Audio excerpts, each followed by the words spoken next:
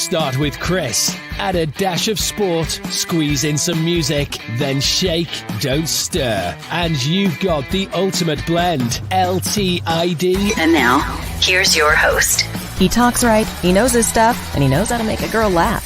Thank you! I'm here all week. No! God, please, no! No! I know, I'm sorry, but he's cheap and available. How rude. Right, Chris? Good evening. Just call me Jesse March. Cheap and available. He's probably not cheap. I don't know. Somebody said, I just done a show, and do please check this show out. This one here that I have done and won't come up. There we go. Is it going to come up? No, it's not. Oh, bloody hell, nothing's going right. There we go. We'll say good evening to Brad while we're here. I have just been on doing my rant on Life's a Pitch. How much responsibility does Top take for the mess? And do you know what, Brad? Somebody said, if I didn't laugh, I'd cry. And it's very true, isn't it?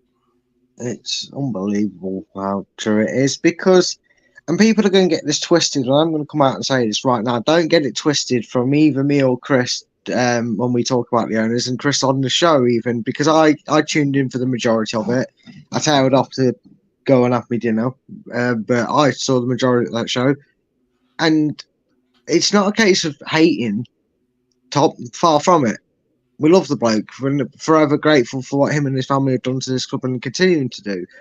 But blame's blame, and it needs to be laid, and it needs to be spoken. So it was a good video, mate. You did what I think you were spot on with a lot of things on that. Go and check it out after this post-match, because this isn't going to get any better. It's like a preview to go and watch the real show. That's what you could say. So yeah, I was just your warm-up man. Pre-show to WrestleMania. I love it, mate.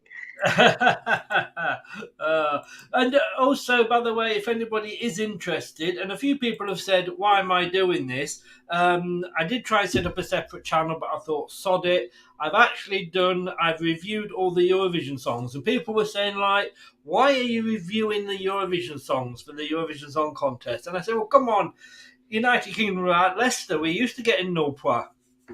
See what I did there? Hey, keep up with me. Oh, dear.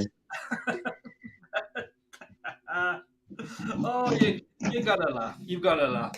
Look, I mean, yeah, I did rant, and I did ask how much was Top to blame. I honestly think he left it too late. And I said this at the time, and in my BBC thing last week, Brad, I said, you know, there's going to be a few scenarios out there.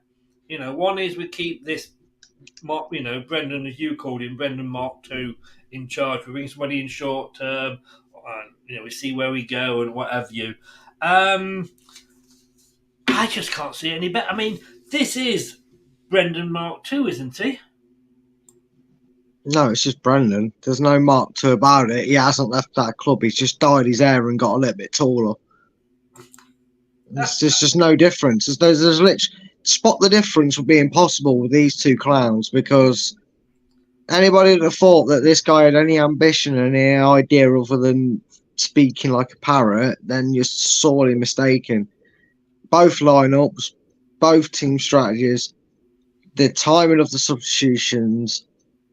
Somebody tell me what was different between Brendan being in charge for them two games and apparently a guy called Aaron Sadler, because I'm pretty sure it was just Brendan in charge. Like I said, he put on some flat, some heel high boots or whatever, dyed his hair, put a mask on. I had one of those big face masks they see in the films where they lift it up and Scooby-Doo gang. I'd have got away with it if it hadn't been for them pesky kids. Yeah. I mean, I really. What? If you take over a job because the person before you has been sacked, right? And there's only one reason that anybody is sacked is because they were shit at the job. Let's put it blunt. Let's say it as it is. Where do you think that or by carrying on doing exactly the same as the guy that has been shit, that you're going to get it right? What's that saying? The definition of insanity is trying the same thing over and over again and expecting a different result. I mean, I said at half time, didn't I? Because I came on the show at half time, and on that watch along, you poor unfortunate sods, all of you. You for doing it, and those that came in and watched it despair with you. And I just said, it just doesn't have a clue of difference. It's just the same old shit. We didn't put the tempo up until the 60th minute. He didn't make changes to the 60th minute. There was not a point in that game where I felt really optimistic about anything good coming Leicester's way, because I just didn't. I don't remember Neto making a save of any note. I really don't. Yeah, you think, a non-footballing fan could look at the last 5 results, and go, maybe they need to move someone from here and point on the middle of the pitch and go and move him here and move to the top of the pitch. Maybe play with 2 up front instead of 1. A non-footballing fan could have figured out what the problem is. And it's the same old Leicester, same old management, same old training. I mean, do they get told to stand there and look in dismay every time they lose the ball on the training ground? Because that's all they did every time they passed it. There was no energy to close it down. There hasn't been any energy to close it down. They're too busy feeling sorry for themselves for making a pass, and everybody around them's there probably clapping around like the seal that was in charge of them, going, there, it's okay. Oh, no, yeah, we actually are playing a game of football. We're not training. We should run at them. It was embarrassment beyond compare, mate, today. It really was. I'm fed up of watching them. They sit on my lap, mate, and I play Call of Duty on my Xbox when I watch a Leicester game. I'll be honest with you these days, because I can't stand watching them. It's hard to watch. Like I said, I did the watch along in a Leicester shirt. I did the rant in this shirt because I was embarrassed to come on screen in a Leicester shirt. And I put a blue Leicester cap in the bin and put this one on because you can't see what it is. It is a Leicester top, as it happens. But that is embarrassing. That is embarrassing. And I am that fed up. I have said to you earlier, didn't I? Next week, if we win, we might do a post-match. But we're not going to win. But I'm not going to watch. Why should I spend hours doing all the artwork and sit through when the players can't be asked to at least work a sweat up on the pitch? And I'm like, I'm not going to do it anymore. Mate, I'll tell you this much. Right? If you don't do a watch along and we beat Man City, I'll pay you a tenner a game to never do one again. Because that's the only way. I'll pay a tenner a game just to not do it, mate. 8 minutes 25. Oh well, mate. If that's what it's done to our season, it's come to that. I'll pay you £10 a game. I'll take it. I'm an old retired man now, remember? To be honest with you, I hope to be down the pub, so I probably won't care. I probably won't get a word in edgeways with the guy I'm going with as it happens. But there we go. Look, that was the team. Now, I thought, when I saw that team, I'm thinking, are my eyes deceiving me? Do you know what I saw when I saw that team? What a load of crap. And people are going to go, whoa, Brad, you can't just say that. And hear me out. It wasn't what a load of crap because of the players. It was what a load of crap. He hasn't changed a thing. It's 2 defensive midfielders. It's 1 up front. It's 9 men behind the ball and leave Vardy up front on his own, starved of everything. We do it to Kell on his own. We do it to Daka on his own. It hasn't worked. He's got us 19th in the league. What a load of old crap. I'm sick of sitting here going, it's a decent lineup. How did that lineup lose? It's because of a load of old crap that he puts out on the pitch in terms of where he asks them to play. We had 2 central defensive midfielders running into each other more than they did the pissing ball. And it doesn't matter who you put there as a two-centre defensive midfield. They all do it. Dewsbury Hall, Ndidi, Mendy, they're getting each other's way. We play defensive wing backs and defensive wingers. That means that when the Leicester fans want to cheer a potential counter-attack, it's not until they realise that Ricardo's got it at the edge of a 16-yard box or Harvey Barnes has taken a 3-yard pass from Christensen that we've got no fucker going forward except Vardy, who's standing there going, I'm going to get a tan being 5 yards off it because my legs can't get back. And that's no disrespect to Jamie Vardy. That's just the fact that he's mortal. Yes. So that's my opinion on the lineups now from now on, mate. Absolute shite because of how he lines them up. Look, you and me, we both like Amati. We don't dislike him, you know. No, because he's not as bad as people make out. Last season, he was I think we both went for him as our most improved player. I did, and I believe you did. Correct me if I'm wrong. Yeah, I did. We would have been in the shit without him. But we've now got Suter. How did Suter not get into that team? Did Suter make some big mistake last week that I didn't see? I mean, maybe he's being heavily criticised for being a centre-back that missed the header against Villa. I don't know. I don't know how you can criticise someone who was our only aerial threat over the last... Well, since he's joined, he's been our only aerial threat in the box and has been just as reliable as any to try and head it out and make it... I don't understand why he dropped him. That's one thing that baffles me. But again, that's what Brendan did. So it's just Brendan, mate. It's just copying your homework, mate. It's, you know when you say, right, don't copy it word for word, and so you go, oh, okay, word for word, and the teacher goes, really? That's what I felt like I'd watched today. I felt like I just watched Brendan and I went, really? That's your ambition? That's your own managerial brain you've got? So the thing we learned today, Chris, is Adam Sadler, you have zero managerial brain. You have zero managerial brain and ambition to be a manager, anything other than a copycat seal. Why wasn't he? Why? I don't know why he wasn't sat with Brendan. Was he not part of Brendan's team?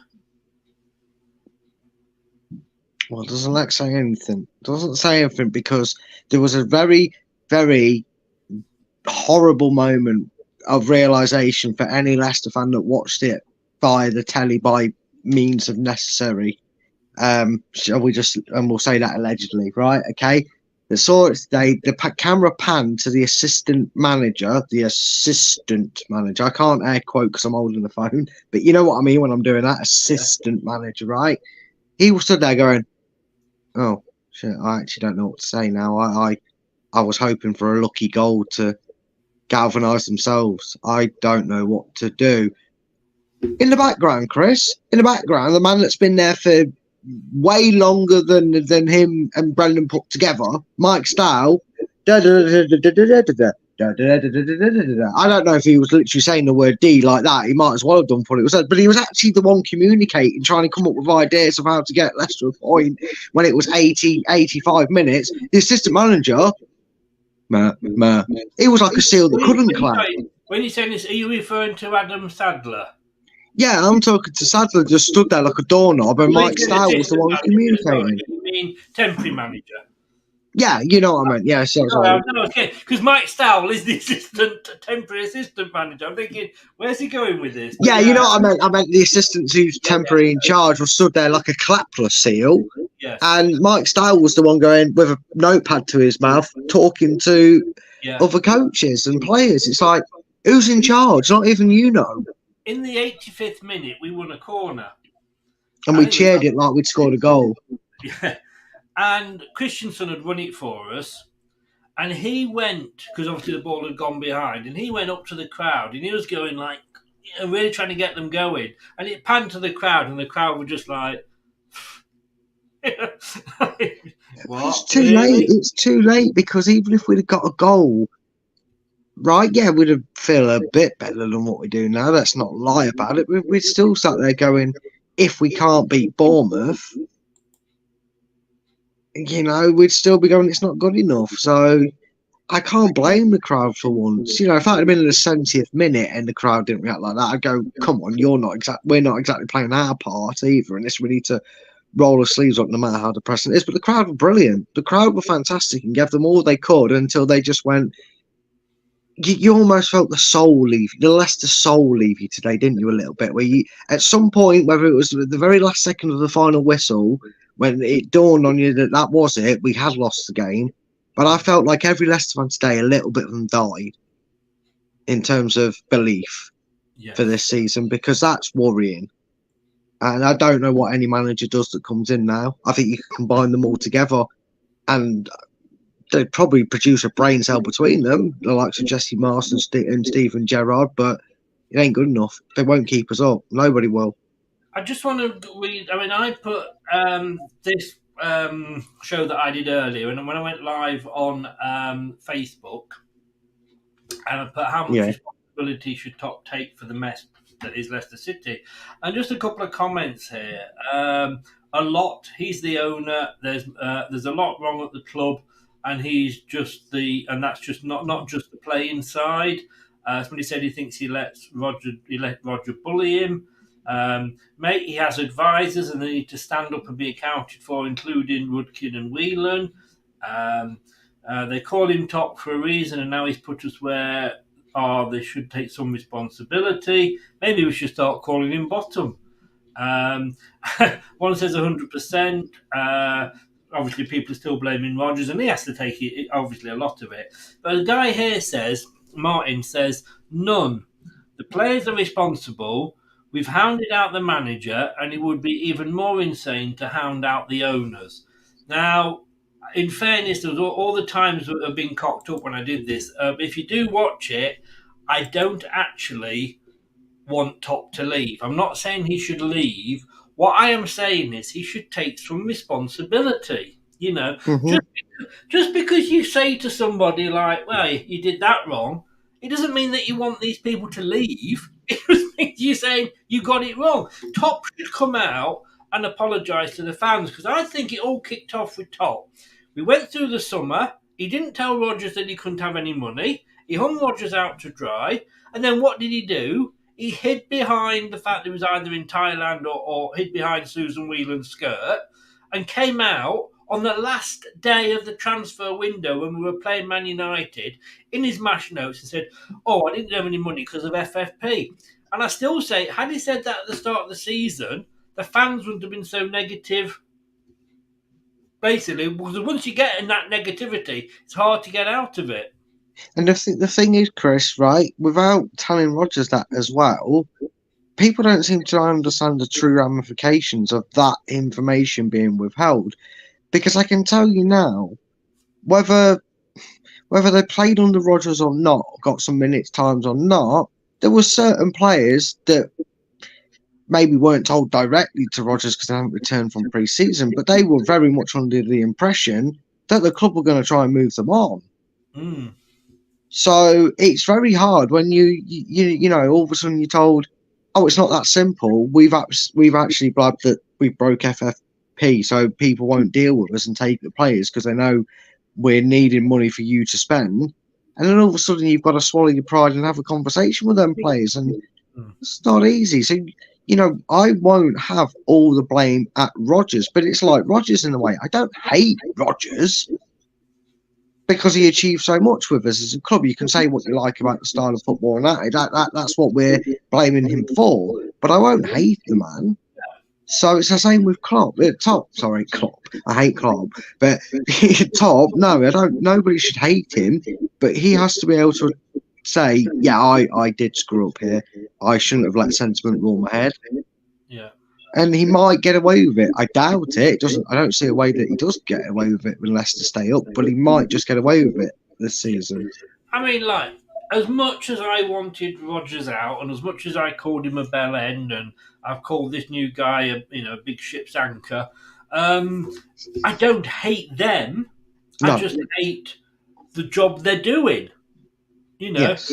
I can remember meeting Pearson, and he was, as you know, I've told you these so many times, he was brilliant. Same with Craig Levine. He was absolutely lovely with my kid when he was that sounds bad, but when he was a mascot. Ian Holloway, when he was my other son was a mascot. And as much as you hate Ian Holloway for taking us down, him as a person was nice. Now, I just want to say that is my headline tonight on my website, which basically says Leicester City 0, AFC Bournemouth 1, same shite, different week. Just read last week's report and change the opposition team and the dates. Because I could not be arsed to write. There's nothing new. There is nothing new, is there? No, like I said, these lineups now, don't ask me what I thought of the lineup, because until it changes to a different formation, I will tell you it's shite. It's Rodgers' shite still working its magic. You've got to come in and go, that wasn't working, and that's why Rodgers got sacked. Let me try something different. And that's exactly why I say that this Adam Sadler has zero manager skills. He reminds me of them assistants. You know when they kind of do Mickey tape videos, people do, and they kind of do a Sunday League style. And it's like the assistant manager. The manager will shout, "Keep pushing," and the assistant will bark it half a second later.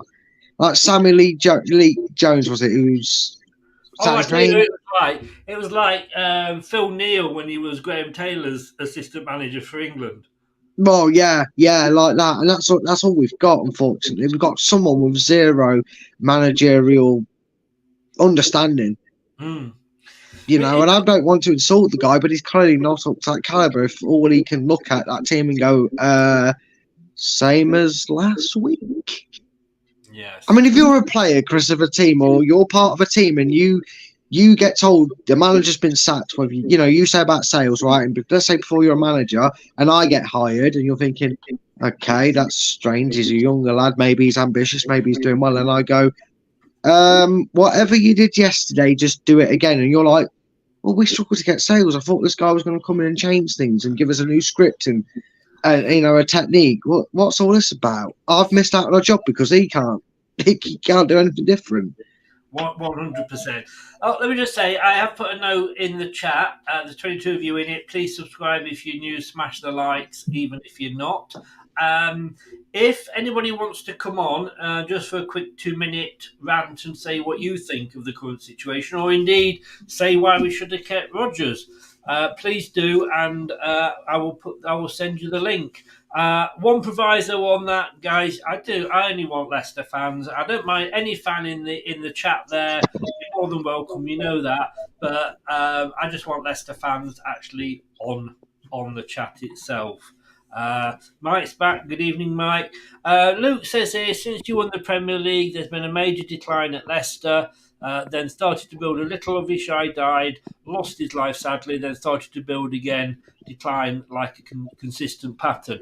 I think the problem is, Luke, did we decline after the Premier League, or did we just peak with the Premier League? Because we were never going to be able to do that again, were we, Brad?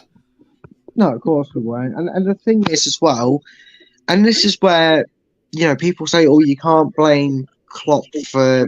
Klopp, I'm calling it Klopp because it's Klopp and Top, and I just keep thinking of idiots. I'm sorry.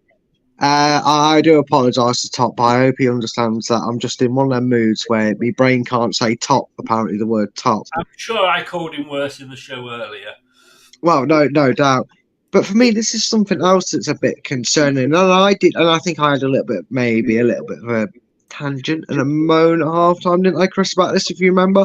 I talked about how whoever's in charge, whether we end up going to Leicester, California FC and playing, Wayne Rooney's side next season in the MLS under Jesse Marsh or not, whoever's in charge of our game, even against Man City, get rid of the 8 players whose contracts run out this season. You don't need that sort of, I'm not actually that bothered because I won't be here mentality at this club for a survivor battle. It ruins clubs. It sends them down. When the fight gets too much and it gets too close to the end, you see it with every team like that. They get shut down. They go down. They get 4 points behind with 3 games to go. If you've got 11 committed players, there's still a chance. If you've got 4 players in that starting 11 that go, oh, I'm not going to be here in less than a month. Do I really care? Yeah, kind of. You'd like to think they would, but we see it all the time, Chris. And I think that's another thing that Top has to take responsibility for, because he pushed FFP and everything else in the right way. And now we've got 8 players at this club that we sort of thought would do enough between, August and January to make sure the club was safe. And then it wouldn't matter that we'd let them go, we could rebuild. I know I don't care particularly too much for some of the quality of these 8 players. Okay, and I know there's certain ones that wouldn't play regardless, but there's still some players on that list that you're going, yeah, but what if we're still in with a slight chance, but they've given up?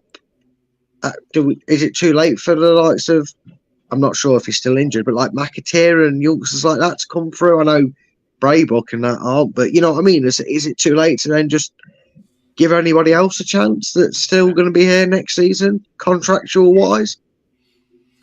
That is the headlines in the Sun on Leicester's page.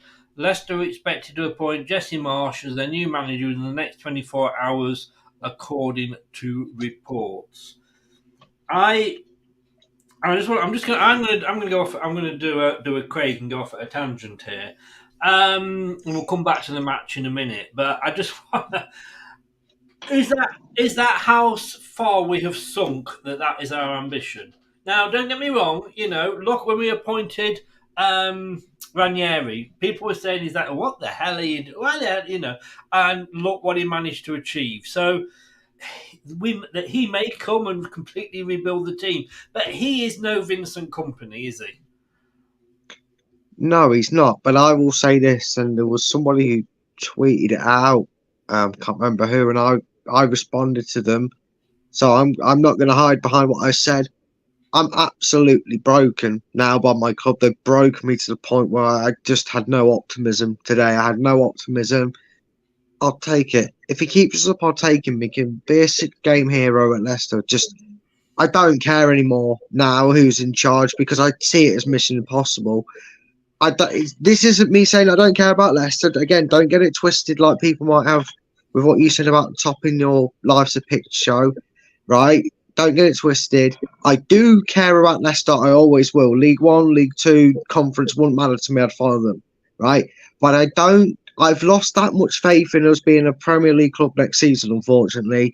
I don't think it matters who we have in now. I just want somebody there to try and pull off a miracle that isn't who we've got in charge right now. Yeah. I mean, Sky saying the same, Leicester in advanced talks with Marsh. Shall I set my alarm for 7 a.m. then? Because he'll probably get announced to fit American time zone so they can see. Yeah. Look,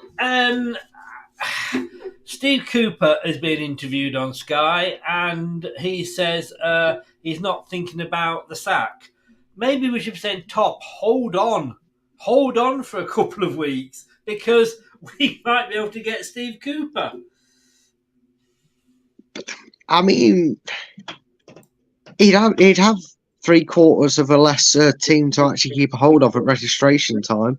I can imagine he doesn't get much training done because of taking the register in the morning with his squad at Nottingham Forest. So at least at Leicester, he'd only have the 20 odd players to contend with, not 450. So who knows? Maybe he could turn us around. But you're looking at Forest and thinking, well, actually, if he's got them on a rut and he's bashing his head against a brick wall, is it going to be much different when he brings to Leicester? Yeah. But again, right now, I'd also take anything. Even Peter Taylor sounds like a promising recognition. Or Steve Bruce. Well, you know. Well, I did say, I'll tell you what, okay, whatever you say about Steve Bruce, he at least had some passion about him. Well, we're his boyhood club.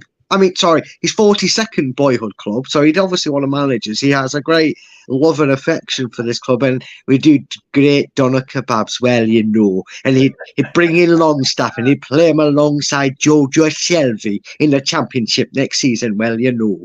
Well, there is some news of a manager that has been sacked. Mick McCarthy is available. Blackpool. Bring him in. Bring him in. Bring him in. If we else that creepy Smiley did once, that's become a meme. Nick, Mike, Mark, whatever you call Mr. Green, Cooper would be a class appointment. He does say here it could go either way. Grealish at Villa fought for everything to keep them up. Genuine question: do you have any Leicester-born players? Maybe you need someone like that to get you out of it. We did. got himself set off last week. The little one is in. You know, we only need 6 more. We've got the full set of dwarfs. And good evening, Jesse Marsh, Blue and White Army. Not the man I wanted, but I'm fully behind him. Brad's just summed it up, mate. Would take anybody now. I literally would. I'm at that point where I would take, and I'd take 12 back. I'm sorry, yeah. And Craig Levine. Craig Levine, yes, definitely. At least he played 2 up front, and he would have more choice than bloody Mark de Vries and bloody someone like Alan Mabry up front, which he used to do. Bless him. Elvis Hammond. Oh, for God's sake. I hate Southampton. I hate you, Southampton. I hope you go down with us. What did I say when I did the pre-match, Chris? The prediction show. I said that Southampton won't even get a World Prowse free kick. I went 4-0, didn't I? And you went 5. There was 5 goals, mate, but fucking Southampton got 1. I hate Southampton. They've ruined my day. I was on for 3 points. Fucking Southampton. I hope you go down. I'm not bitter. I'm not bitter, Southampton. You're not. It's 4-1. Oh dear. Well, that's none of it. It's still playing, but none of us are going to get the point. And if you've been did you watch the game? Do you want to come on, mate, and join us and give us your thoughts on it? If so, just say yes in the chat, and I'll send you the link. Do you know what? Do you know what a good manager does? It changes things. When I say good manager, a manager that would go into a club and improve the players that are already there as well as just buying players. A club that has been mismanaged for a few seasons the least. And says he's too fed up to come on. I don't blame him. And a manager that has probably taken a club from the brink of relegation into a Champions League place. Do what he does, and I think you know who I'm talking about here, the future England manager. He looks at his team that are losing 1-0 at half-time, and you know what he does? He makes a substitution at half-time. Now, you know, tell me if I'm wrong here, but does that not make sense? Yeah, but it's really difficult to change something when you just blow up dull version of Rodgers. The guy's never going to change it. It doesn't even take a good manager, right? Now, Bournemouth made a change that many might have mistaken for being an injury or something at 35 minutes, I think it was. It wasn't. It was actually purely tactical. So not only has former Fall and Grace manager Brendan Rodgers been out tactics by a guy who really does have a strange looking face, right? But our assistant manager got outwitted by an assistant manager managing his side, and it baffles me because, like I said, you could get, you know how you see like them videos where it's like somebody watches a sport they've never seen before, like, oh, I'll react to Leicester's title when I've never watched soccer before, as the Americans call it, just for those that are listening, right? You know, and you think, oh my god, it's crazy. You know, anybody could look at a Leicester team and go, how do you fix it? And like I said, Chris, they'd go, well, why don't we get more players up the pitch and not so many back here? And they might they might not put the right players in the right positions, but you get the gist of what they're trying to say. And the fact that a non-football fan could do it and go, oh, I know how to fix this, tells you just how clueless this man really is. Yeah. That's the table after Man City have just stuffed Southampton. Southampton bottom on 23 points. Minus 27 in the goal difference. Now, to be totally honest with you, I don't give a damn about Southampton anymore. No disrespect to them, but I think they're down. Whether they can't wait for them on a Tuesday night, Chris. I don't know about you. Yeah. Oh, I wouldn't mind them on a Tuesday night. It's not exactly a million miles for me, is it? Well, yeah, true. Leicester City, obviously, they're 19th on 25. Forest on 27. Everton on 27. Leeds United on 29. I mean, it's ridiculous to say 8 games to go, we could still save our season. But let's just have a quick look at next week, mate. Southampton are playing Palace. Leicester are playing Manchester City. Forest are playing Manchester United. Okay. Everton are playing Fulham. Leeds, I think it's going to be difficult for Palace because Palace are also playing Leeds. I guess one of those games is actually going to be midweek and not at the weekend. No, it's coming up, isn't it, Palace Leeds? Because we predicted them, did we not? No, but it will be a midweek game, I'm sure. No, but I thought Palace are going to be playing two games at the same time. Bournemouth have got Tottenham, so they could win that. Palace are playing Leeds as the next game, so I'm guessing that must be midweek. West Ham have got Arsenal.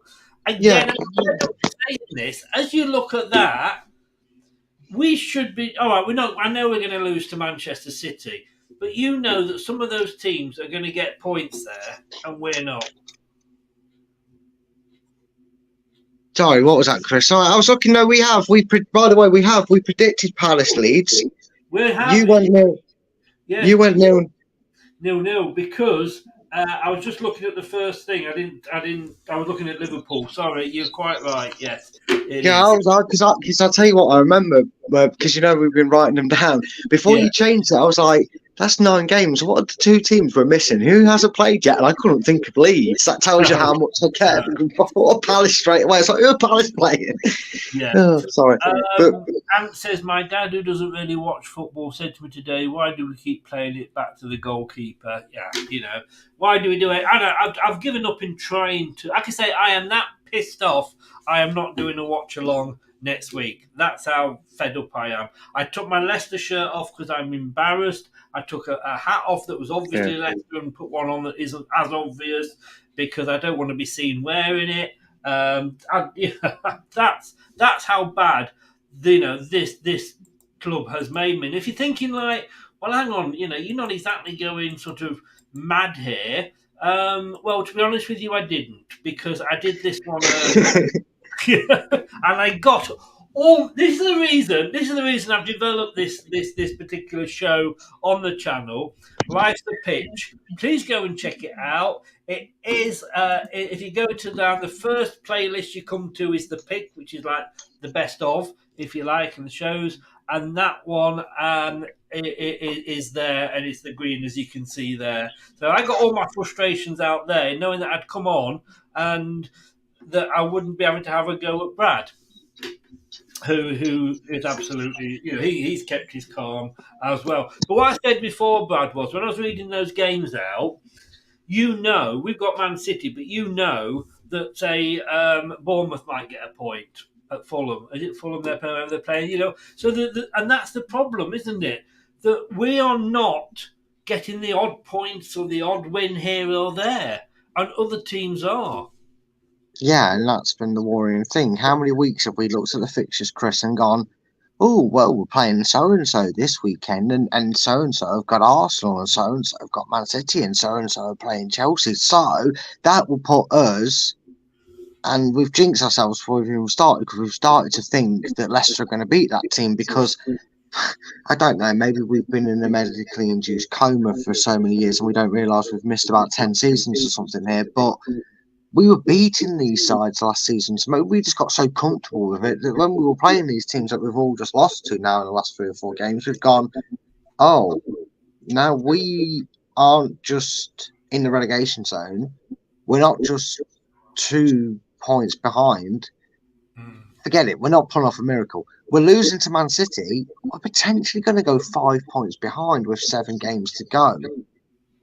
And I tell you what, it seems a bigger gap down at the bottom, 5 points, than it ever does at the top. So, yeah. Richard is in. Obviously, a big West Ham fan. Good win for you today. I think anybody that's playing Fulham up until about 2 games before the end of the season has struck very lucky because they obviously haven't got Mitrovic. But a 1-0 win, and I don't know how the game went. A 1-0 win's a 1-0 win. I said you'd be all right, mate. I didn't think you would go down. You got two 1-0 wins. Not the best of games, but yeah. they're winning them. Terry says, is it worth doing the player ratings, mate? We are not even going to be doing the player ratings. I'm going to read them out what Jordan's given just out of interest, but the honest answer is can't be arsed. That is what this club has done to me. I cannot be arsed.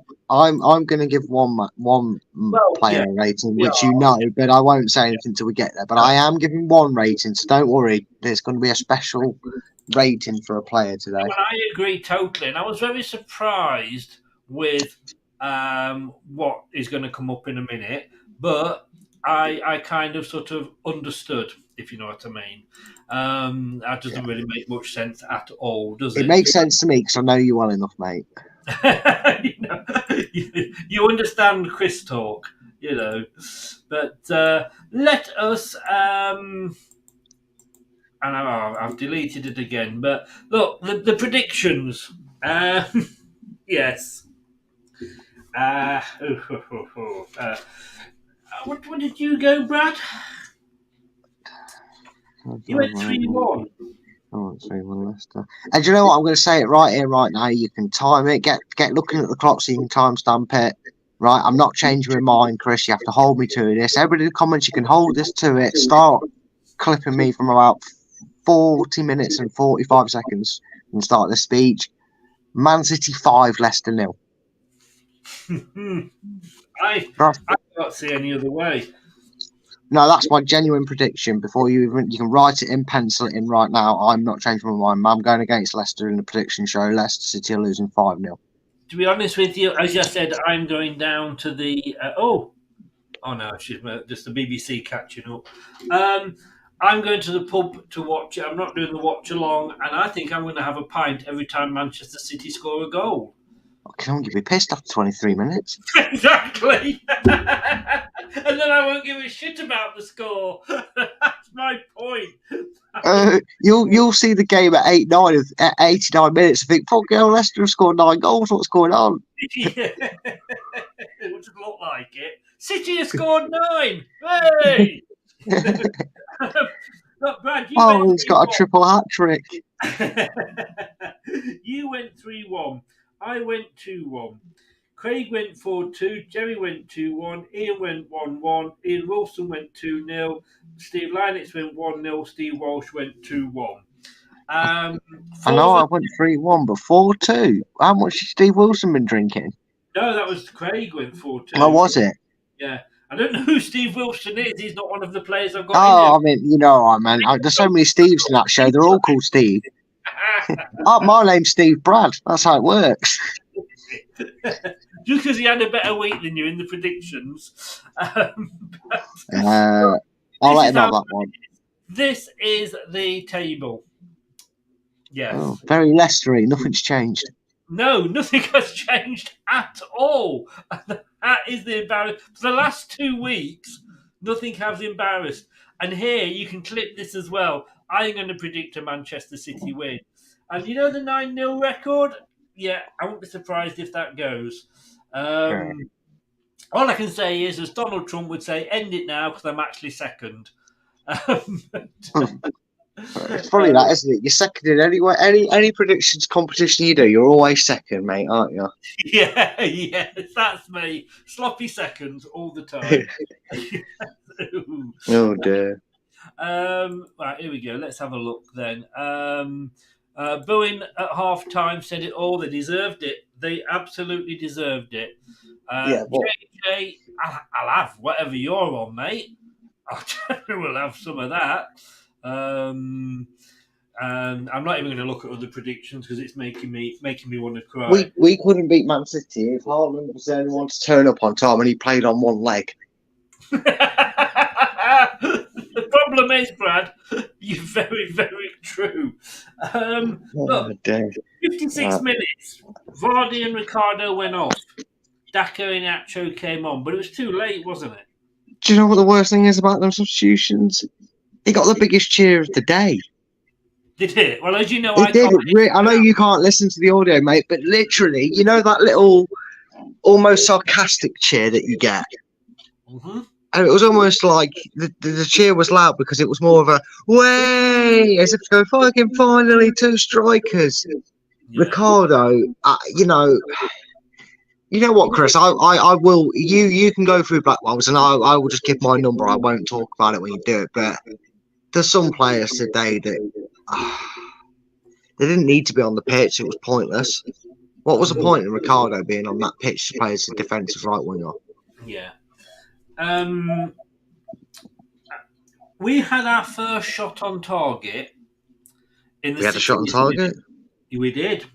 In the 60th minute. In fact, it was a good save, in fairness, from Neto. I thought the foul was given, so it doesn't even count as a shot on target, does it? Barnes' chance. I don't know if it was Barnes'. I've just written down here. It came up on the screen, first shot on target. Yeah, well, I don't know if that got struck off, because I think you're on about Barnes' chance where he saved his feet, but it was given as a foul. He tripped someone in the box. Let's have a look, shall we? Here's what you could have won. It's a bit of boring. We had 4 shots on target. I mean, we had 4 Who's making up these stats? We didn't have shots on targets today. That's the BBC for you. The BBC. Oh, no. I think the pennies dropped to my head. I think it was Madison's shot in anger where he hit it basically at the goalkeeper. Yeah. It was 14 shots for us, 19 for Bournemouth. We had 4 on target. They had 7. And then Barnes injured. Don't you just know it? Tete came on. Pratt, I think, came on. Yeah, he did. What he did when he came on, and that's no disrespect to him, but I don't think Superman could have gone on and made any difference to that team. Pratt came on for Ndidi in the 81st minute. Wow. Yeah, with a team. Yeah, a team that's fighting for their lives, 1-0 up and coasting on the ball.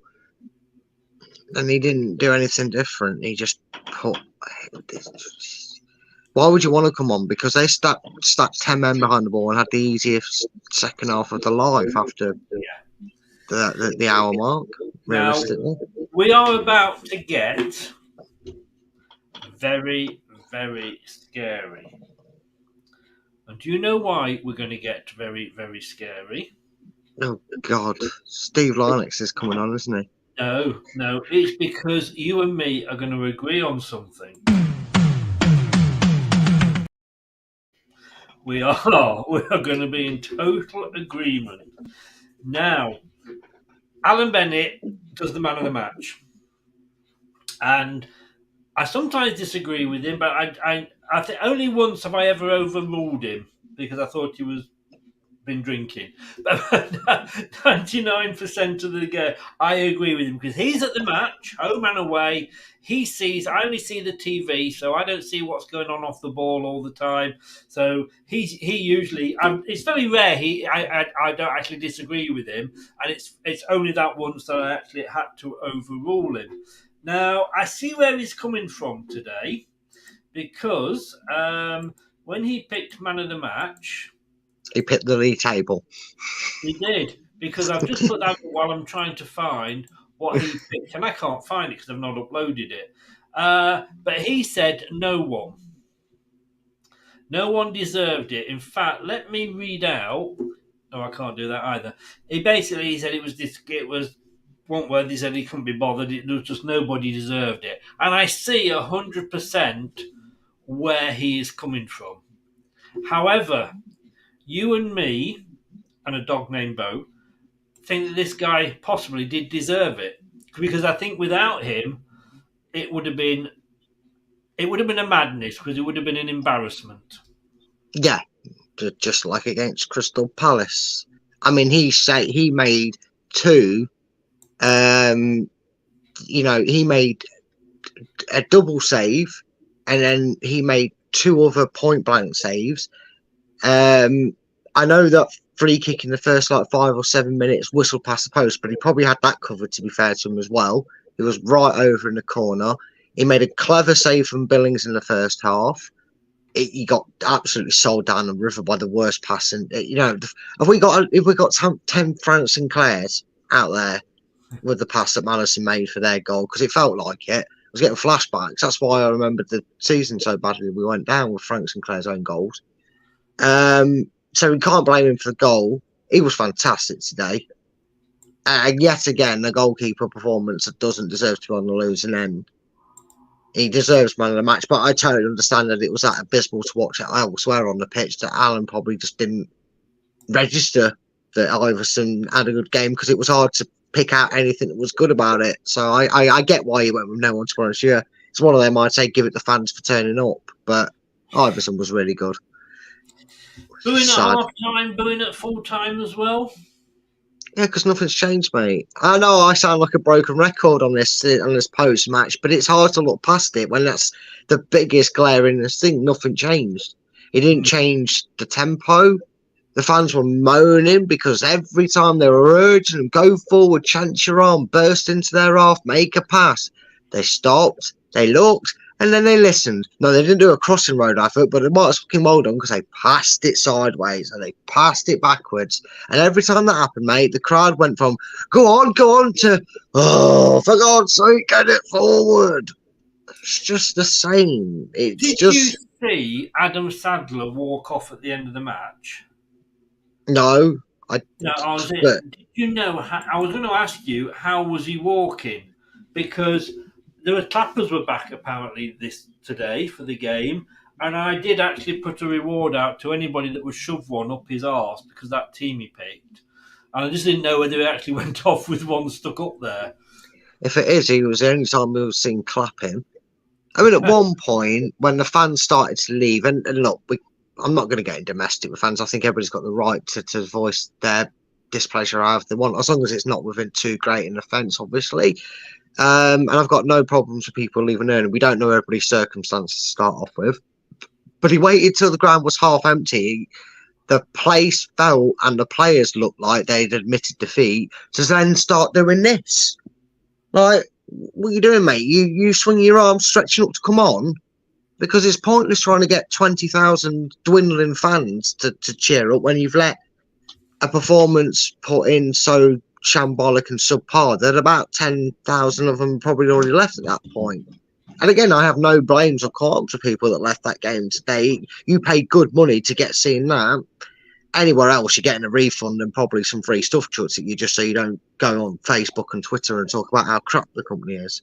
As I said earlier, that Top will probably give us all a free bottle of water, or anybody that goes to the next home games, and think, oh, we're all friends again. That's not the only way you get the fans on your side, Top. Yeah, I don't think... sorry, Top, I don't think bottled up council pop's going to cut it, my mate. I don't think it's going to cut it. I think you need to make sure, because we're clearly not getting a manager of high standard quality, and that's just how it is. He's not high standard quality, any of them, Jesse March and all these linked with us, right? As long as Jesse March, hand on heart, to the American anthem if he really wants to, and sing their national anthem if he wants to declare it and do it that way. But tell us you're going to play two up front. Give us some hope that this isn't done and dusted already. Yes, please. I have to say James Maddison has issued an apology. Great. Can you compensate us by signing a 2-year deal so we get more money for you?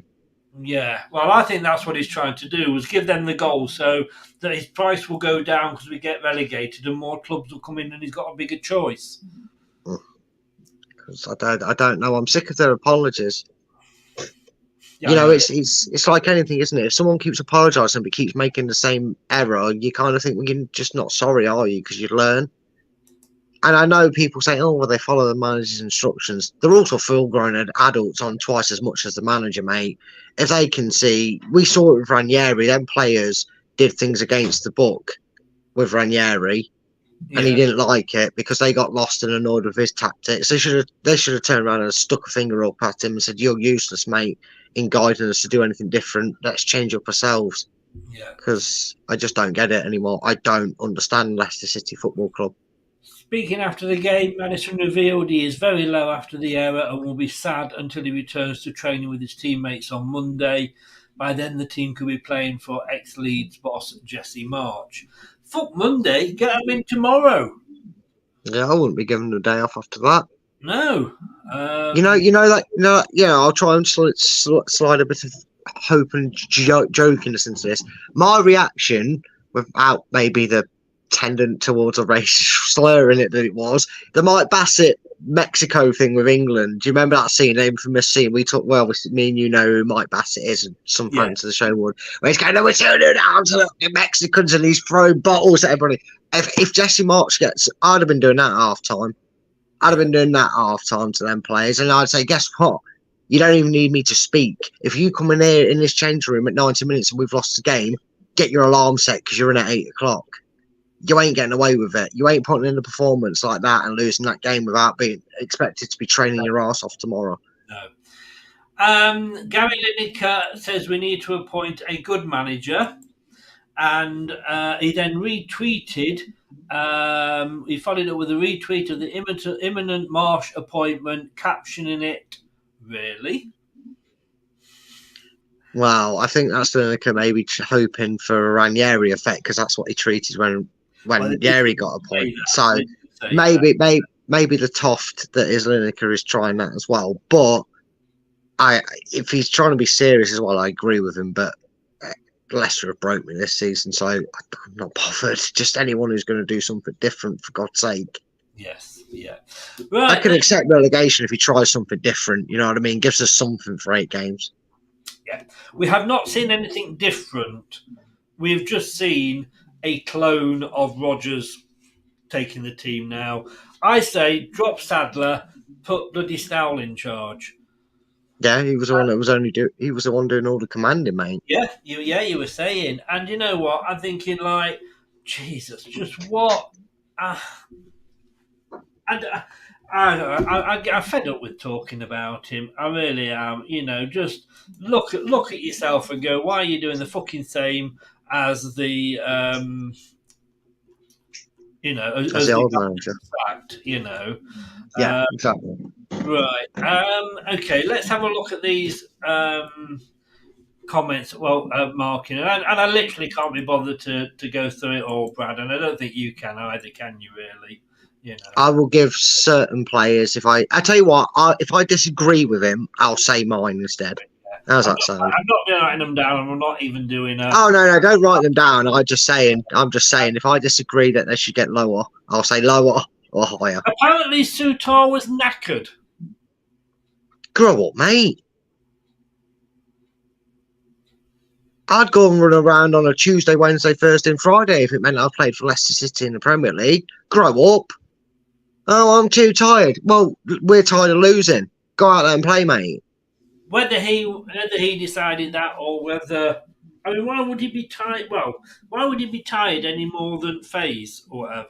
Anyway. Yeah, and even if the manager's there, if you're a player, I'm going, I don't care, I'm playing. I want to play. I'm changing this game. I'm turning our fortunes around. Roll your sleeves up. Yeah. Tired. Never such a thing. Daniel Everson. He annoyed teammates by going long with his kicks, and he then struggled with the pinpoint passes out to the fullbacks. But he again made a lot of saves. He turned a billing drive round the post in the first half, and then made a flurry of saves at close range early in the second half to stop Bournemouth running away with it. And he's been given 7. Oops, that's not 8, 7, 8. Yeah, fair enough. I mean, there was a point, and how Bournemouth did not get a second goal. It was 10. It was what do they call it when it's pinning about? I mean, pinball. It was pinball. It was close to the closing the pinning about, isn't it? Really, it was close to the post, his left post. And how it did not go in, I do not know. Clever save, to be honest with you. He read the ball was going over his defence, so he made the move early to make the initial save. He kind of pushed it onto the outside of the post and reacted again. I actually think he had a really good game. He made some very clever saves. Not that Ward wouldn't have made them just to make a point, but yeah, he made some clever saves. Yeah. Right, let's just quickly run through these. I'm not going to read the description because it's going to be up on there. I'm just going to do the score. Give the numbers. Castagna got 4. Lower. And Marty got 4. Fair. FaZe got 6. That's fair. Christensen got 4. Harsh, but I think he 5 was at harsh, best. yeah. Indeed, he got 4. Yeah. These are low for Jordan when you think, aren't These they? are actually pretty reasonable for Jordan. Yeah. Sumari got 5. I'd have put them on the same as Ndidi, but yeah, 4, 5. Fair enough. Madison 4. Yeah. 4. 4. Vardy 3, and that's being generous. That's probably 2 more than I'd have given them. Yeah. Barnes 4. Daka 4. Inacho 5. Tete 5, and Dennis Pratt wasn't really involved in the minutes he was on. To be fair, it says a lot when your 2 substitutes get a 5, and that's higher than the average rating of your starting 11, because for the brief period in that second half where we had a bit of fire in the belly and looked like it, they were the ones trying to cause the most trouble. Yeah. I think that's harsh, because I actually think in the right mix, Amart is actually a capable Premier League defender. He made some questionable heading. I'm not saying he didn't make mistakes today that you're thinking, oh my God, and there was moments, but he's not as bad as people think he is. He's been used as a scapegoat because he's not the flavour of the month with fans, and every journalist knows that Leicester fans are quite fond of Faze and Sutar and Evans. So he's easily made a scapegoat. Don't be fooled by Marty. He's just as... What mistakes has he made that are any worse than the mistakes that Ndidi made or Madison made? It's just the area of the pitch they're more punishable, but we've been punished all over the pitch this season when we've lost the ball and gave it away. So, yeah, I don't think he was actually that bad today. He made some vital headers as well. It didn't get registered as much as we'd praise Faze. You know, remember the Liverpool game when he scored 2 own goals? You could argue one of them was his fault, but we praised him for other things he did. We did. And I can say, I said this earlier, we are not, we would have been in a worse situation without him. Definitely. But we do have better now. Oh, yeah, of course. Because we had Soyuncu, in my opinion, but technically we have got better now. But when a player is tired and he's obviously not up for the fight, I haven't seen that. Somebody in the chat said it. I mean, if it's true, that's just ridiculous. It's like players being out for a dead leg for a week. It's like, hold on, I get dead legs every other day because of bad circulation. What's your issue? Yes, yeah. Anthony says, does indeed he needs to be dropped? He doesn't need to be in the starting lineup, definitely. Again, how Mendy didn't start today, I do not know. Yeah. Well, you don't bring him on, but Mendy must look out on that pitch and go, "The fuck am I doing wrong?" It actually during the what's the word I'm looking for? During the game, it actually panned over, and you had Kieran Dewsbury Hall. I think it was Tielemans. Yeah, it was the two, and Soyuncu. Yeah, I know what you mean. We had the same stream then. Going, fuck, we're not on the pitch. And KDH is smiling, going, hey, oh, I got that one right, didn't I? Well, yeah, it says... I mean, you're trying to just see a positive attitude, and sometimes when it's that bad, you want them to be miserable to at least know they're feeling the pain, but it is what it is. They can't do anything from the stands. They're injured. They're suspended. No, and I jest. And yeah, but it doesn't look good, does it? When you're thinking, I bet they never leave. They're not playing. You know, when we're thinking that as fans. I'm not saying that they shouldn't be smiling. God, life goes on, and I did say. Oh yeah, of course. You know, if we lose, it's a game of football, and if we get relegated, we've been worse. At least we're not walking out and there's bombs going off all around our head, and people shooting and raping our sisters and everything. So but it was just funny. It was just funny. There we go. It's just funny that they were sat there like that, if you like. You know what I mean? Okay. I mean, it was actually sorry, go on. Sorry, I didn't see you pop that up. They said it was him. It was he who said it's Sadler's full-time reaction, apparently. So, talk to me about Maddison. We're going to get Jack in a minute. He's on his way in. Quickly talk to me about Maddison's Was it a no-look pass or what was it?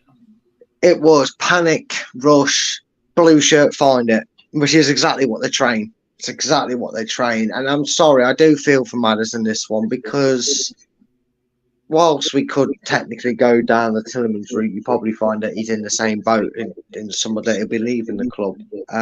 But that man's been carrying this team for 7 months. He's had a little bit of help from Barnes. I'm going to give credit where it's due. And every so often, the odd players chips in with a performance to kind of match him during games. But the majority has been Barnes. And Maddison are the only reason we're not relegated already. Let's be perfectly honest, because they're goals. Just looks tired. I mean, like I said, how can you get enthusiastic and optimistic about Leicester turning the game on the head when you're cheering a counter attack and then you realise it's Maddison defend? Why is Maddison the attacking midfielder defending at the edge of his own box? Why is Jamie Vardy 3 yards in front of him? Well, let's ask a gentleman who I think actually went to the game. Did you not, Jack? Yeah, I'm afraid so. Oh, bless you, Jack. Oh, your vlogs make for a tough watch, mate, when you see your face like that. I'm like, oh, God. There's more to be pictured than laughed at, isn't there? That's what I'm saying. No. Jack, I mean, I did a show earlier and I got my frustrations out on that show, which is above Brad's head there. Life's a pitch. How much responsibility does Top have to take for this? It was on his watch at the end of the day. It looks like we've left it too late with Brendan. Yeah, I do feel that Brendan should have gone very sooner than he did.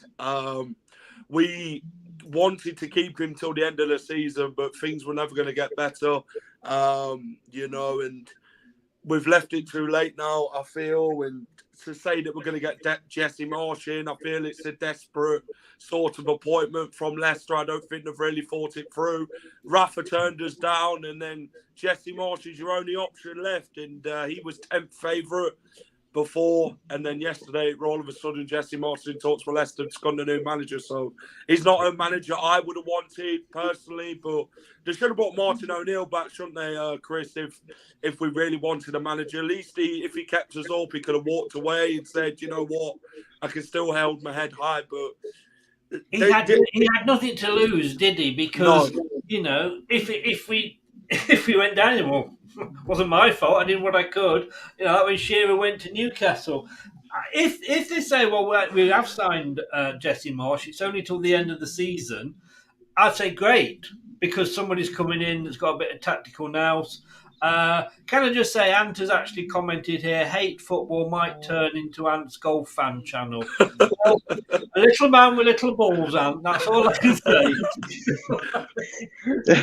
If he's anything like the team we supporting, he'd have a crap golf channel. He'd never find the target, would he?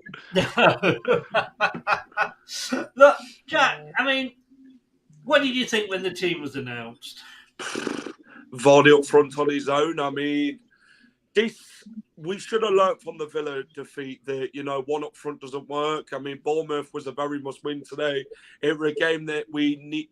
A win was nothing less. And we had to go to up front, Chris. We had to attack the game. We had to go on the front foot. We had to give it our all today and get them crucial 3 points in the relegation 6-pointer. But, Samare for me, nah. No, not in this game. We don't need 2 centre defensive midfielders. We learned that sort of trait on Tuesday night, that it doesn't work. 2 defensive for me. We play it around the back a lot, and we never look game forward, Chris. And then that proved it with a Maddison goal, that there was nothing going forward. The only options we have is going back, and then Bournemouth capitalised on it, innit? But yeah, for me, Ricardo, he could have played on the wing. Barnes is obviously injured now, isn't he? With an hamstring injury, so that don't look good for us at all. Oh, great. Well, there you are, Chris. Had you wish. The new manager's got an injury on his side. Great. I'm just looking here. It says under the latest videos on the website says Barnes ready for Bournemouth battle. Obviously, wasn't that ready, was it? What did you think of Amati starting? No, not for me. Okay, that was short and sweet. Not used to that on this channel. I mean, he's basically saying what you were saying, isn't he, Brad? He's agreeing with you. Yeah, he's just... this season's just been one disaster put on a loop, hasn't it? I mean, again, even if you were to ask me to start, I wouldn't have started Amati either. I think it's absolutely ridiculous to fathom that the idea is that apparently Sutar, a professional footballer who has been playing weekend and midweek games for Stoke, so he can't tell me he can't handle a bit of Saturday, Sunday sort of thing, or however it falls out for you in the leagues. Tiredness is such a lame reason to have a Marty, but I wouldn't pick him personally if the options were out there to start. And Jack's got it spot on. I think the problem is if we can all see here and pretty much repeat everybody's own words and echo them out differently, then it just shows you how long the problem's been at the club. Yes, yeah.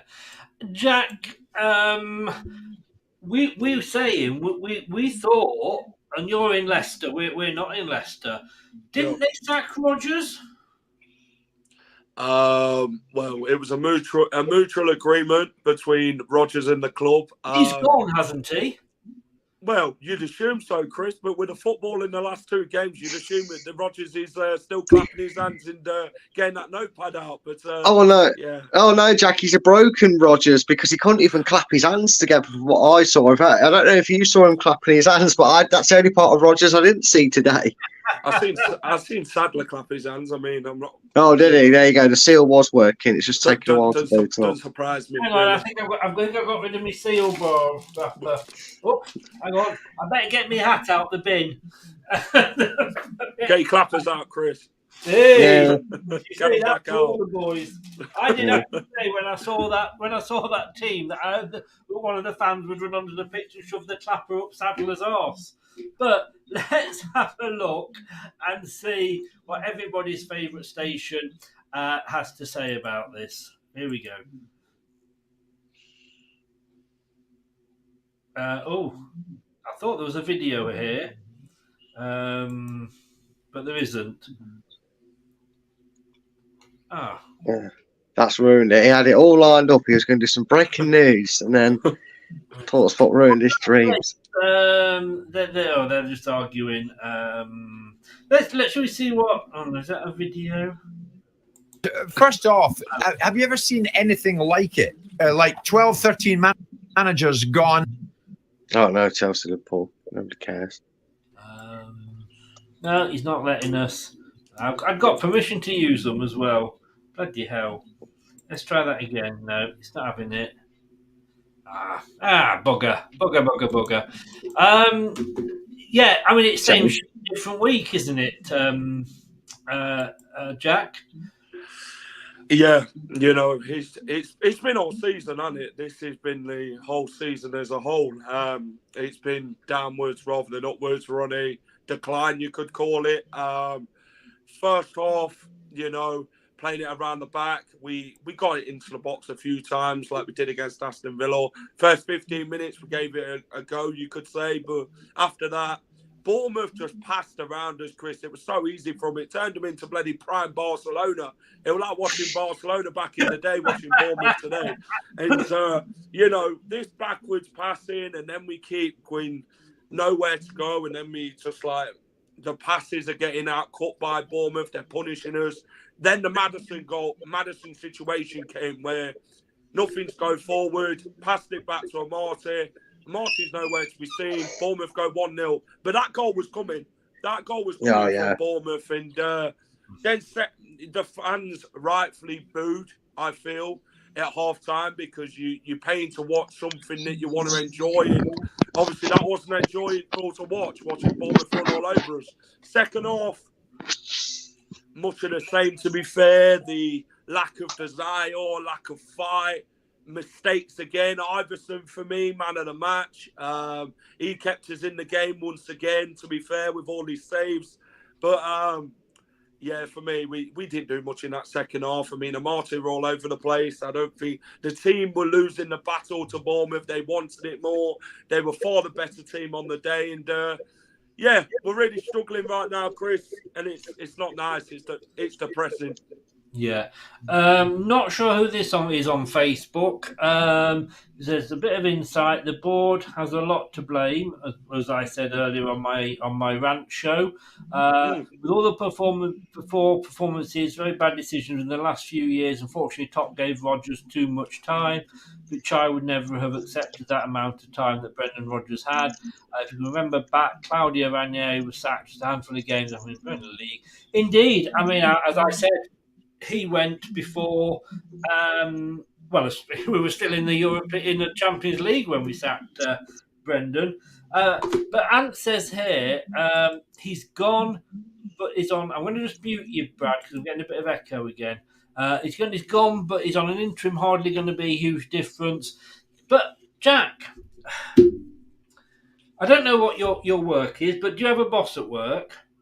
Yeah. Okay, so your boss is sacked because I don't know what you do or whatever, but he's sacked because, let's say, performances aren't very good. You'd come along and say, "Oh, Jack, we're going to sort of rehab him until we get somebody in, or would you take over for a bit?" Would you go and do exactly what the person that has just been sacked was doing, or would you try and do something different to change things round? You'd approach things differently to change how things have gone. If they're not doing rightfully as they should, then you've got to make it go in the right direction and the other direction, because I feel the board have got to take blame as well, to be honest, Chris, for this. Yeah. Some of the decisions have been long overholded, and Rooking and that, they've got to take responsibility. I mean, you can't blame Brendan for everything that's happened with this football club in the decline and that. The board have got to take a responsibility themselves. If we do go down this season, the board have got to take responsibility as well, because everyone's just going to say, "Oh, Rodgers' fault, Rodgers' fault." But, we have sacked Brendan too late. We could have got rid of him, say, January time or before that. But, yeah, the board have got to take responsibility. And like you say, with bosses, if you're not doing your job, you get the sack. And yeah, you do. That's exactly how it works. Yeah. 46 people watching. Please smash those likes, and if you're new, please subscribe as well. I mean, I did a thing there, Jack, and it's on the LTID TV, which is my new name now.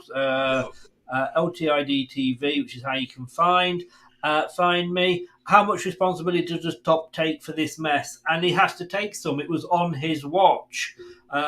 But look, let's try this. Let's see if this works any better. It may get me taken down, but to be honest with you, I don't give a shit at the moment. I'm really that bad. I said, Jack, I am not doing a watch along next week of the Man City game because we're going to get stuffed.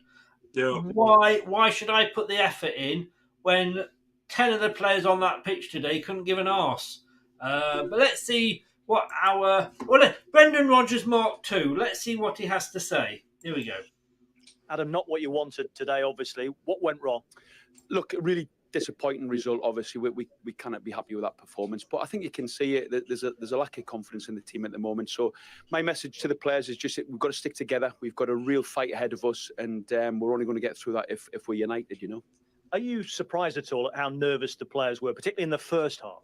I think that's probably a consequence of the situation that we find ourselves in. So that there's no surprise in that. But I think there was a better response to the second half. We were much more on the front foot and trying to create chances.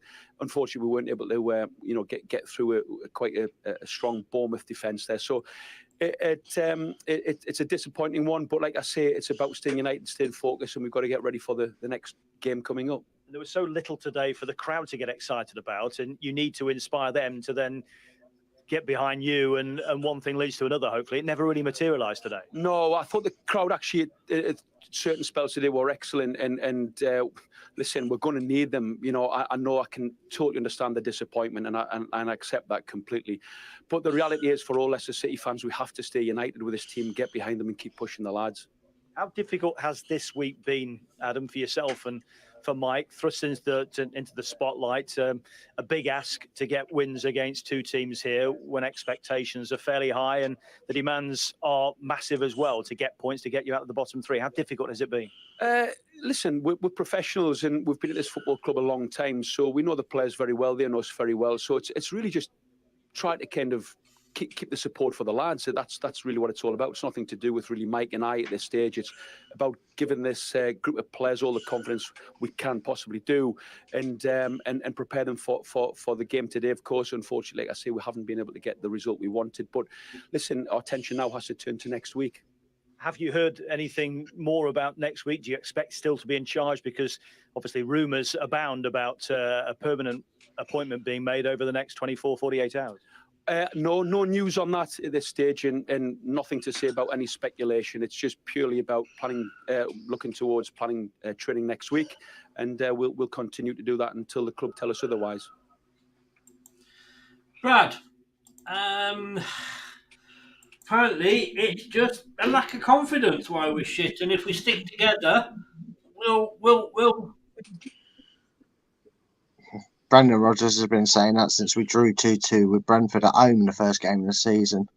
He blamed the weather actually that day. I'll stand corrected. He blamed the sun for being 20 degrees. How dare the weather in Britain be more than 5 degrees, right? But Brendan Rodgers, mate, again, Brendan Rodgers tactics, Brendan Rodgers substitutions, Brendan Rodgers enthusiasm, Brendan Rodgers press and post-match conference. I fell asleep, Chris. Sorry, you woke me up. I was taking a lovely nap while Leicester were winning things and games and all sorts. And I heard his voice and I thought Rodgers was back on until I looked at the screen properly. Under that mask, it's a Scooby-Doo moment. They'll rip that mask off at the end of the season. He'll get them pesky players. Jack, nothing to inspire the crowd. Somebody said earlier on the watch, on the comment on the show I did earlier, they were saying that the crowd, the fans are to blame. I'm sorry, the fans, they have every right to boo. Yes, they do. Yeah. Not during. I don't agree with booing during the 90 minutes, No. but I do think at half time, when the whistle goes, and at full time when the whistle goes, they have every right. I think somebody said there were tickets for 50 quid for today's game. Who wants to pay 50 quid for that? So I don't think you can play. But the crowd, they've got to want. I'm sure, I don't know, you were there. Did it start off that the crowd were all up for it and geeing the lads up, and then as the match went on, it kind of just went worse? Yeah, the crowd got behind the boys from the start. But then things didn't start going well after like the 20-minute mark. Then it started getting a bit edgy with the crowd, of frustration and that, with the passing around the back and all that. And, the fans can only do their job and be that 12th man, but the team have got to put that effort in as well, Chris. And if they're not putting in that effort, then they deserve to be booed at half-time, because the first half was shambolic. I mean, it was awful. It was like watching paint dry at times. And then the full time, they said, what the effing hell was that? You're not fit to wear the shirt. You could see how poor the game was from a Foxes fan perspective. The fans, you've got to give them credit. They got behind the boys today. They got asked to, and they delivered. But the boys don't seem to deliver on the pitch. And, you can only ask so much of a supporter. They pay their money in there rightfully to make an opinion, because we're the ones that put the money in it game after game to watch performances like that. And we have a right to voice our frustration and our feelings towards the players if they're not doing what they should be doing and what they're paid to do. And that's win games. I mean, I'm on Talk TV tomorrow, 7:40, discussing the game with the Bournemouth fan. Thankfully, I know the Bournemouth fan. In fact, I'm going to be down the pub watching the Man City game with him next week. I don't know how I'm going to defend that. I don't know how I'm not going to swear talking about it, to be honest with you. I don't care, Brad. I don't care who the shit it is. Just get somebody in that can look at it and go, let's try something different. Yeah, mate. I said this earlier, Jack. We normally say on this channel that we feel like a broken record. Well, Leicester did that today. They broke me. 24 hours ago, Jack, I'll tell you this, Chris will back me up on this. I didn't want Jesse Marsh. There were certain managers I still didn't want at this club because they weren't going to do the job. They weren't going to change much. Now, as long as he says the word attack in his press conferences, I'll take anybody. I'd have us three. You know, we could rotate the manager role between us. We'll take it on a bi-weekly basis. You'll have it at weekends, and someone will have it midweek, and the three of us could do more than what Sadler's done. Deep down, I'm a one up front man. Oh no, you're sat then, Chris. You can train the under-21s. Jack, you can take the manager's role for Man City game because I don't fancy that one, mate. You fancy the big challenge, so you've gone there every week, and I'll take the other easy games, mate. Jack, I'm going to say, I've come straight out with it. Steven Gerrard? No. Oh, come on now, Chris. I said I didn't draw a line, and you have to swear at me. I knew there was a line, and I'm there, you found it. I mean, look at Frank Lampard and his return to Chelsea. Hey! I can't even laugh at Chelsea. It's depressing. That started well for him, didn't it? I bet Wesley Fofana's really loving it there. Yes, I used his full name. I can't even be asked to call him the French Voldemort. Do you know what? I know I'm not a Jesse Marsh fan. I'll get behind anybody that just comes in and, like you say, try something different. Not just coming in and going like, oh, that was how you played before, so we best stick with that because I don't know the players. I can get on the training pitch and have a look and see what they can do. I can't remember whether Jesse was a 4-2 man or whatever it was at Leeds. But he had Rodrigo, so he's got some Brazilian expertise, so maybe he can control Tete to stay on his feet. That is true. I mean, guys, I'll stick with you for this one first, Jack. When I think about who it could be, Jesse March is starting to look a little bit like maybe not so bad. You know, Rafa Benitez. I mean, we've got to accept that there's no way we're going to get a big name. No, I agree. Jesse Marsh, what can I say? Leeds were a bit tied between him. Some might have liked him, some most probably not. Leeds stayed up on the final day of the season last season. They could have gone down. And then this season, they won 2 games out of 20 and he got the sack after the Nottingham Forest game. It shows how much of Jesse Marsh the Foxes fans are picking up on. But we need a manager who's going to play from the front foot, who wants to attack, who's got that winning mentality to go out and win games and shows passion on that touchline. Don't write in the notepad, put it down and just wave your arms about and do your job and tell everyone where to be and get it right, Chris. I think that's what we need. We need that passion, someone who's going to get the fans up off their seats, who need to inspire this team, because this team needs inspiring, because at the minute, you know, things are looking really bleak. And I think Jesse Marsh, you know, it might not be everyone's cup of tea, but we, as his fans, when the new manager comes in, we're just going to get behind them 100% and then see what happens from there. Let's be honest, it doesn't matter who comes in. If he gets us winning, we'll soon forget what he's done in the past. And you know, some managers don't do well, Brad, at one club, move clubs, and then, you know, it works out for them. I don't, like I say, I just don't know where to go now. You know. Oh, I mean, there's no harm in trying, as to say, is there? I mean, like you said, if it might not have worked at Leeds, and he's not going to come with the greatest optimism from fans, but nor did Brendan Rodgers to the greatest appeal.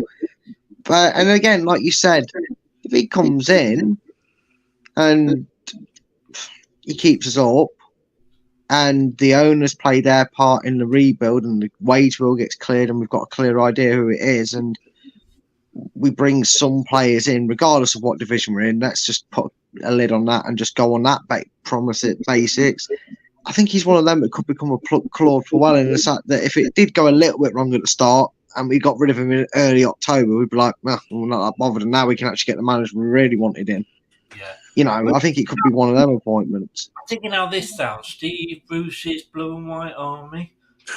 Well, you know, kebabs are army. It might be a takeaway shop, not the KP. Yeah. If there's a decent enough one around the King Power, he'll never leave.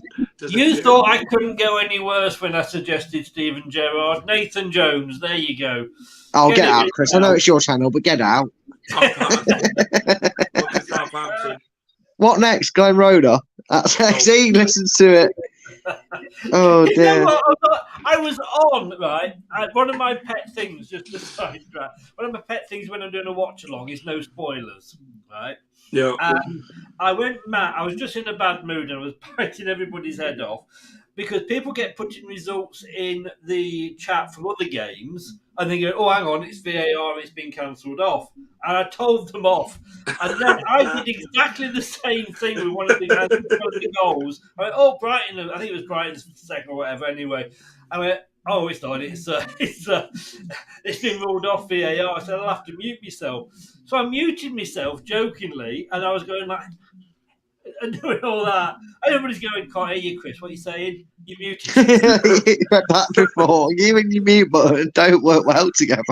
I'm like, come on, guys, keep on there. But look, Jack, thanks very much for coming in. I mean, I'm saying it can't get any bad. Yes, it can, can't it? You know, but thanks for popping on. But do tell everybody where they can find you.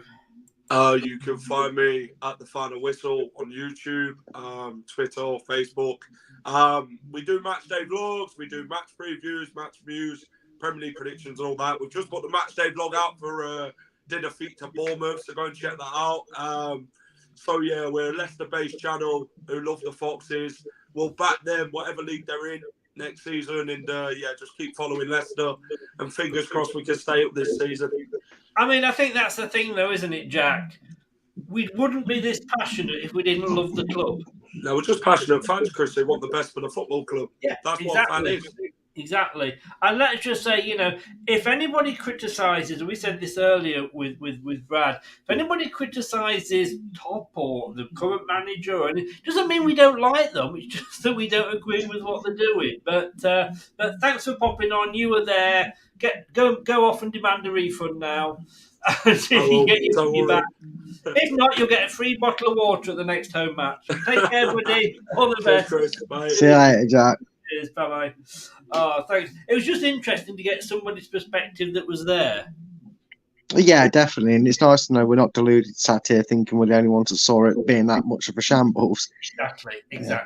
And like you say, you know, in fair play to Alan Bennett, I can see totally where he's coming from, and I think he gave it to Iverson the other week, so maybe they want to give it to him twice in a row. I don't know, but I just think if the performance was that bad, it was hard to remember the fact that someone had a lot to do, and it was Iverson. Yeah, Brad, we're back Monday night. Oh, why? I can put it on hold because, you know, Iggy Piggy's away in Australia, so I can put it on hold. We can do a quiz or something. Do a quiz. Do something that's going to cheer people up. Ask me how many times Addy Boy Orr's been offside. I'll reenact it. Do just something that's not talking fucking Leicester. Can't be hard. Your outtakes, couldn't we?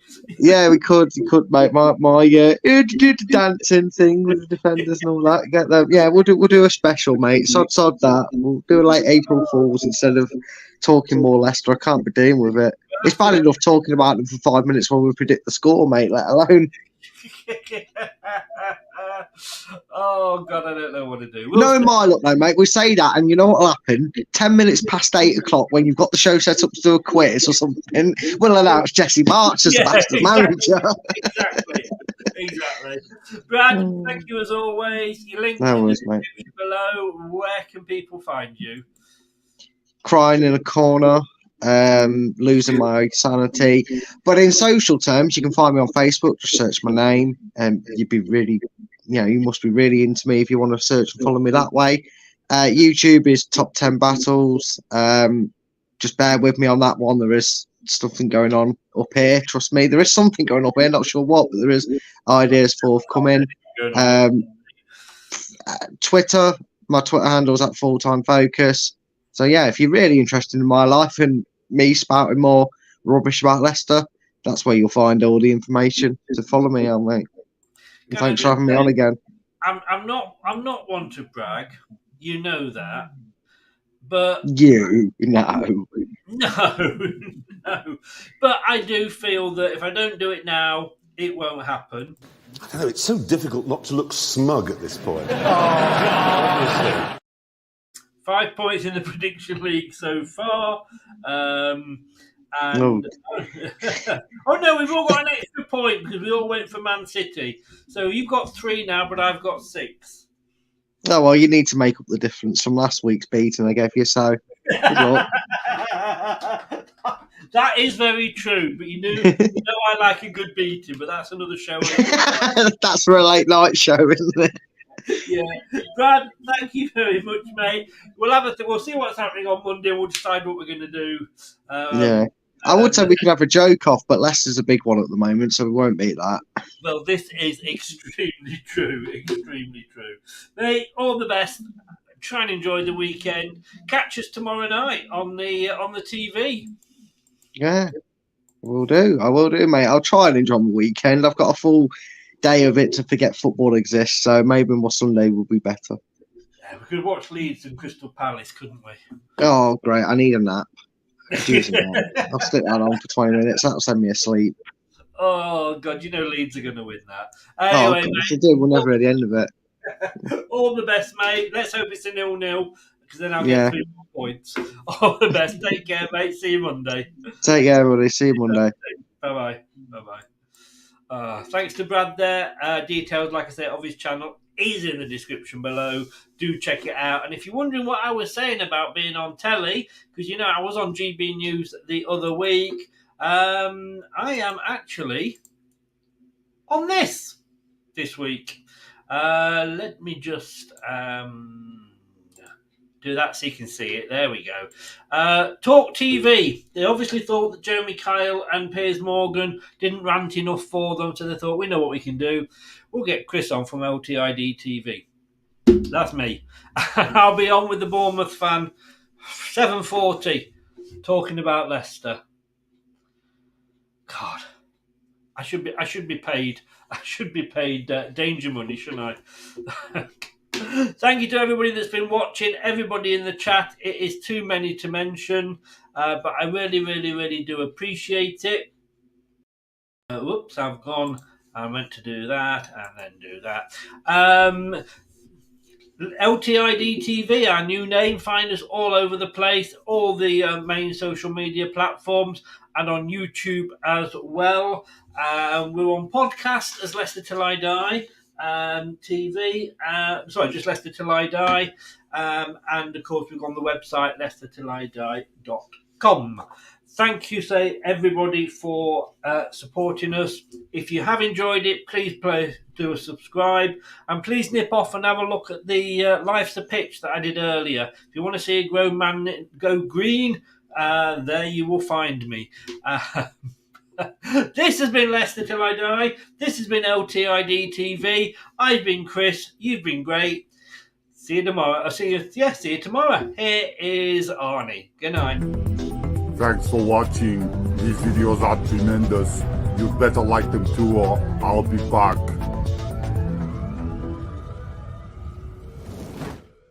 This podcast is proud to be part of the TalkSport Fan Network. TalkSport. Powered by fans. That's all, folks. Thanks for watching Leicester Till I Die. This is Chris saying goodbye and see you next time.